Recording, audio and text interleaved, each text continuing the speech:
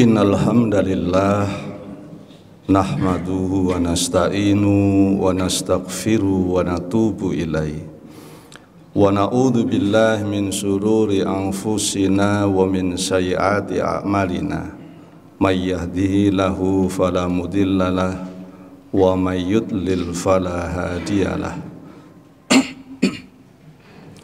Ashhadu an la ilaha illallah wahdahu la syarikalah wa ashhadu anna Muhammadan abduhu wa rasuluhu la nabiyya ba'dah. Allahumma shalli ala Muhammad wa ala ali Muhammad. A'udzu billahi minasy syaithanir rajim. Bismillahirrahmanirrahim. Ya ayyuhalladzina amanu taqullaha haqqa tuqatih wa la tamutunna illa wa antum muslimun. Shadaqallahul adzim. Wahai orang-orang yang beriman, bertakwalah kepada Allah dan janganlah sekali-kali kalian mati kecuali dalam keadaan beragama Islam. Maha benar Allah dengan segala firman-Nya, surat Ali Imran ayat ke-102.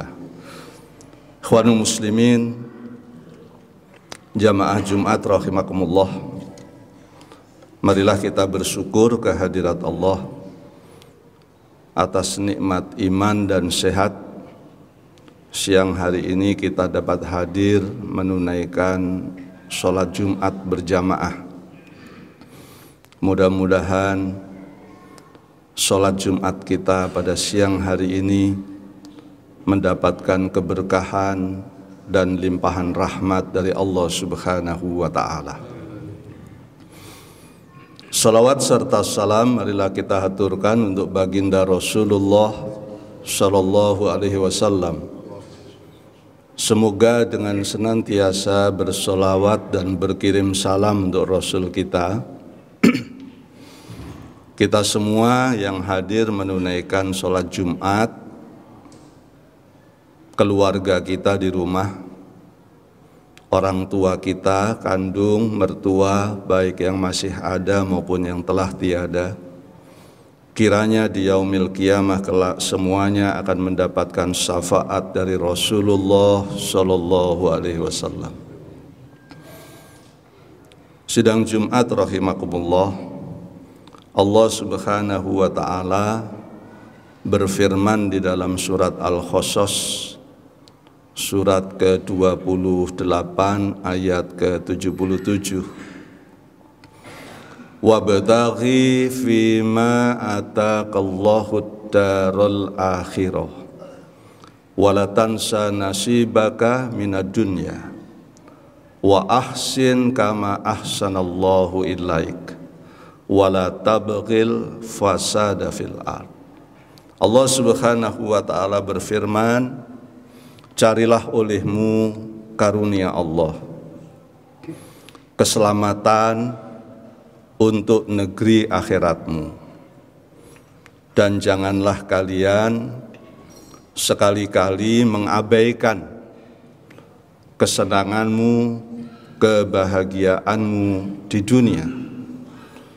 Berbuat baiklah kalian kepada seluruh manusia tanpa memandang agamanya apapun, budayanya apapun, dan janganlah sekali-kali kalian membuat kerusakan di muka bumi ini. Pada kesempatan yang sangat singkat, saya ingin memfokuskan khutbah saya pada keselamatan akhirat dan kebahagiaan kita untuk di dunia. Sebagai orang tua, kita mendapatkan dua amanah dari Allah Subhanahu wa ta'ala untuk anak keturunan kita. Merespon surat Al-Qasas ayat ke-77 ini. Di dalam surat At-Tahrim, surat 66 ayat 6, yang sangat populer ayatnya, Ya ayyuhalladzina amanu qu anfusakum wa ahlikum naro Wahai orang-orang yang beriman, peliharalah dirimu dan keluargamu dari api neraka. Itu amanah pertama yang diembankan oleh Allah Subhanahu wa ta'ala kepada kita para orang tua. Amanah kedua, menanggapi surat Al-Qasas ayat 77, Allah berfirman di dalam surat An-Nisa surat keempat ayat ke-9, wal yahsal ladzina law taraku min khalfihim dzurriyyatan di'afan khafu alaihim falyattaqullah wal yaqulu qaulan sadida. Allah Subhanahu wa ta'ala berpesan kepada kita para orang tua, hendaknya kalian waspada, hendaknya kalian khawatir, kalian hati-hati, jangan sampai umat Islam di belakang hari para orang tua meninggalkan keturunan yang lemah kesejahteraannya. Jangan sampai para orang tua Muslim di belakang hari meninggalkan keturunan yang lemah ekonominya. Jangan sampai kita para orang tua di belakang hari meninggalkan keturunan-keturunan yang miskin. Oleh karena itu, kita perlu mengingat kembali pesan Imam Syafi'i, man aroda dunya fa'alaihi bil ilmi. Kalau engkau ingin menguasai duniamu, bahagia, sejahtera, berkecukupan untuk urusan dunia, engkau wajib menguasai ilmunya. Man aroda akhirata fa'alaihi bil ilmi. Dan untuk mempersiapkan mendapatkan keselamatan di negeri akhirat, memasuki surganya Allah Subhanahu wa ta'ala, engkau pun wajib menguasai ilmunya. Wa man aradahumma fa'alaihi bil ilmi. Dan apabila engkau bercita-cita bahagia di dunia, sejahtera di dunia, dan selamat di akhirat, maka engkau pun wajib menguasai ilmu kedua-duanya. Maka melalui mimbar ini saya ingin berwasiat kepada kita sekalian, termasuk diri khotib sendiri, untuk mendapatkan kebahagiaan di dunia dan keselamatan di akhirat. Tidak ada bekal yang paling tepat untuk kita wariskan kepada anak-anak kita, bukan harta benda, tetapi pendidikan formal yang terbaik dan setinggi-tingginya untuk urusan dunia. Maka nggak peduli umat Islam sekarang tidak punya harta yang lain, nggak apa-apa. Yang penting anak kita harus berpendidikan formal tinggi dan terbaik. Kemudian pastikan anak-anak kita ilmu agamanya dari kecil memang dipersiapkan dengan baik. Banyak orang Islam saya perhatikan yang timpang. Sebagian ekstrim anaknya diajari agama dari kecil, tapi pendidikan formalnya tertinggal. Ini banyak, tidak sedikit. Dan juga tidak sedikit orang yang sebaliknya. Pendidikan formalnya disekolahkan di tempat yang bagus, mahal-mahal, masih TK masuknya sudah 30-40 juta, SD juga demikian, tetapi untuk memberikan pembekalan pendidikan agama terlalu rendah. Ini adalah sebuah realita yang kita bisa mengamati di lingkungan kita. Jadi melalui kesempatan khutbah siang hari ini, saya ingin mengingatkan kita sekalian untuk mempersiapkan anak yang mampu berkompetisi untuk urusan dunia, dan dia adalah keturunan yang dekat dengan masjid. Untuk itu tentu perlu role model, perlu keteladanan. Sebab fenomena yang ada di masyarakat, banyak orang tua nyuruh anaknya sholat ke masjid tapi orang tuanya nggak ikut. Ini banyak juga di perumahan-perumahan. Saya lihat ini kok anak-anak yang hadir orang tuanya mana? Orang tuanya nggak ada.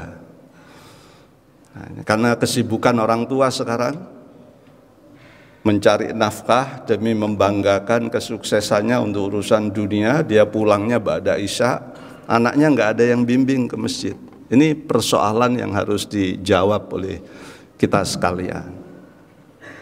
Sebab sidang Jumat rahimakumullah, kalau kita meninggal, kata Rasulullah SAW, apabila anak Adam meninggal dunia, terputus semua amalnya kecuali yang 3 perkara.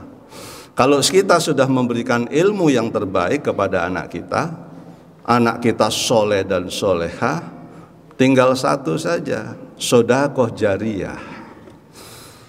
Di insya Allah kalau kita amalnya di masjid banyak, sedekahnya banyak, infaknya banyak, zakatnya tertib, anak kita pendidikan agamanya bagus, bisa berkompetisi di dunia, ekonominya bagus, dia bisa ngurusin anak yatim, bisa bersedekah, kita meninggal, insya Allah kita mempunyai perbekalan yang terbaik untuk menghadap Allah Subhanahu wa Ta'ala. Mudah-mudahan khutbah singkat ini bermanfaat untuk kita sekalian.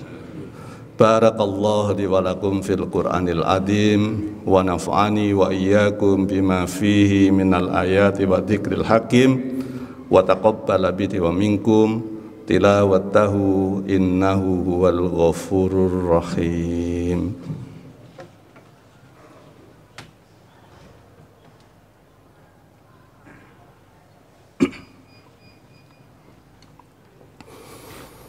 Alhamdulillahilladzi arsala rasulahu bil huda wa dinil haqq liyudhhirahu 'alad dini kulli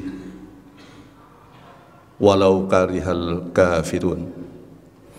Asyhadu alla ilaha illallah wahdahu la syarikalah wa asyhadu anna Muhammadan abduhu wa rasuluhu la nabiyya ba'da. Allahumma sholli ala Muhammad wa ala ali Muhammad.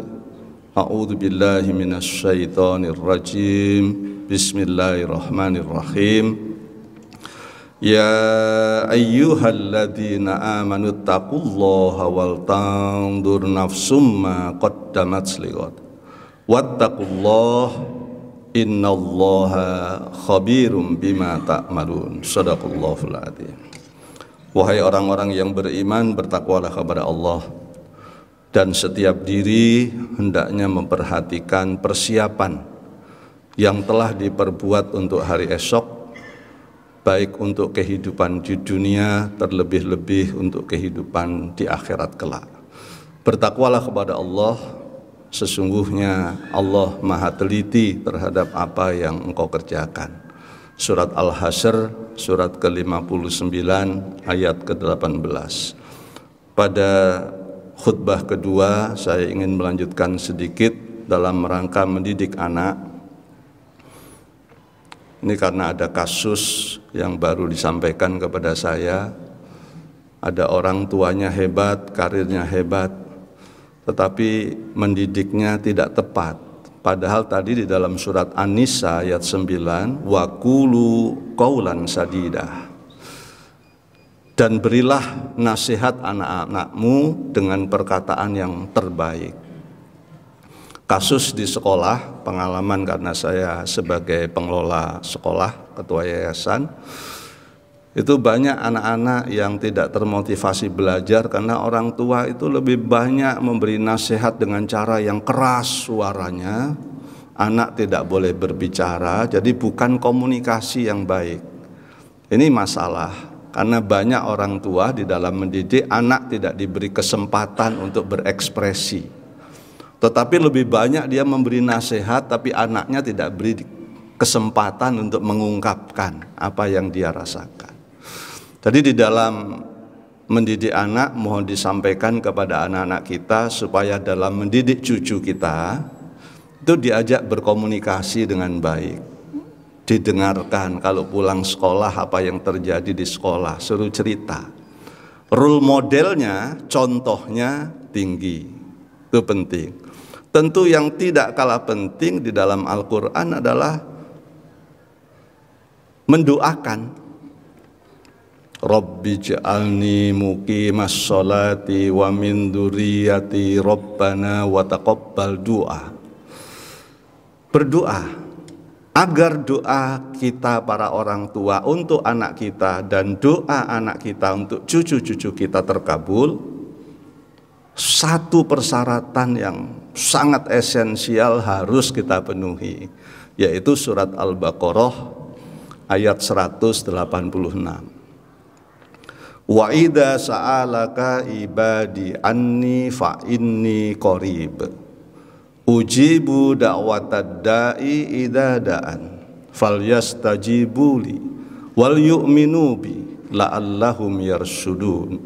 Wahai Muhammad, kata Allah, kalau ada orang bertanya kepada engkau tentang saya, kasih tahu saya sangat dekat, kata Allah. Bahkan saya lebih dekat dari urat leher mereka. Aku pasti mengabulkan doa mereka, asalkan orang yang berdoa itu juga mau dong mengikuti semua perintahku. Ini supaya anak kita soleh dan soleha, maka syaratnya kita pun harus jadi orang soleh. Nggak ada cara lain. Jangan kita ingin sesuatu tapi yang diperintah Allah kita langgar, yang dilarang kita langgar, yang diperintah kita tidak kerjakan. Tapi pingin anaknya soleh, ini persoalan. Mudah-mudahan tambahan khutbah singkat ini menjadi pengingat kita, kalau toh kita sudah tahu, dan kiranya dapat diteruskan kepada anak-anak kita di rumah untuk perbaikan cucu-cucu kita. Marilah kita berdoa kehadirat Allah Subhanahu wa taala dengan hati yang ikhlas, khusyuk, penuh harap. Semoga Allah mengabulkan segala permohonan kita. A'udzu billahi minasyaitonir rajim. Bismillahirrahmanirrahim. Allahumma ighfir lil mu'minina wal mu'minat wal muslimina wal muslimat al ahya minhum wal amwat innaka sami'un qaribun mujibu da'wat faya qadiyal hajat. Rabbana dhalamna anfusana wa illam taghfir lana wa tarhamna lanakunanna minal khasirin. Rabbana la tuzigh qulubana ba'da idh hadaitana wa hab lana min ladunka rahmatan innaka antal wahhab. Allahumma ighfir lana wa liwalidina warhamhuma kama rabbayana shighara. Rabbana hab lana min azwajina wa dzurriyyatina qurrata a'yun waj'alna lil muttaqina imama. Rabbana atina min ladunka rahmah wa hayyi' lana min amrina rasyada. Rabbana atina fid dunya hasanah wa fil akhirati hasanah wa qina adzabannar. Rabbana taqabbal minna innaka antas samiul alim wa tub alaina innaka antat tawwabur rahim. Subhana rabbika rabbil izzati amma yasifun wassalamun alal mursalin walhamdulillahi rabbil alamin. Ibadallah, innallaha ya'muru bil adli wal ihsan wa ita'idil qurba wa yanha 'anil fahsai wal munkari wal baghi ya'idukum la'alakum tadzakarun wa la dzikrullahi akbar wallahu ya'lamu ma tasna'un.